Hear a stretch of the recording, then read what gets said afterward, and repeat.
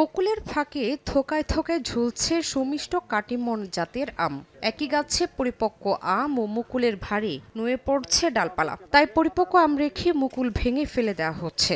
চলছে পরিচর্যা। গত বছরের তুলনায় চাষাবাদ বেড়েছে প্রায় দ্বিগুণের বেশি। চাঁপাইনবাবগঞ্জের নাচলের আমচাষী রুবেল গত বছর থেকেই রমজান মাসের চাহিদাকে ঘিরে সুমিষ্ট কাটিমন আমের বাগান করেন। প্রায় 25 বিঘা আম বাগান থেকে চলতি মাসেই 250 মন আম বিক্রির লক্ষ্যমাত্রা তার। মন প্রতি 13,000 থেকে 16,000 টাকা দরে বিক্রি করে এই বাগান থেকে এবার 20 থেকে 25 লাখ টাকা লাভের আশা তার। এটা তো এক্সপোর্ট কোয়ালিটির আম, অ্যাকচুয়ালি আপনার খাইতেও সুস্বাদ ভালো আপনার, আর আমটা আপনার লাস্টিং করে ভালো।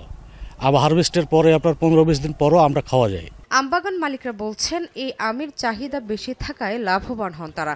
রমজানে এই আমের চাহিদা অনেক চাহিদা, প্রচুর চাহিদা, দামও মোটামুটি ভালো। এই রমজান মাসে আমরা আমটা নেওয়ার জন্য আমরা 3-4 মাস আগে থেকে আমরা গাছের যত্ন নিই। ব্যানানা, কাটিমন, গোড়মতি, আম্রপালি, বাড়িফোর এই জাতগুলো আমরা নতুন নতুন ভাবে উন্নতি হওয়ার কারণে আমরা ব্যাপকভাবে চাষাবাদ করছি টপ ওয়ার্কিং করে। একটা সময় দেখেন যে অসময়ে আমাদের দেশে আম গাছে ফলানো একটা অকল্পনীয় একটা ব্যাপার ছিল। কাটিমন আমটির একটি অনন্য বৈশিষ্ট্য হচ্ছে আমি চাষি, আমি আমার পছন্দ মতো সময়ে আম নিতে পারি।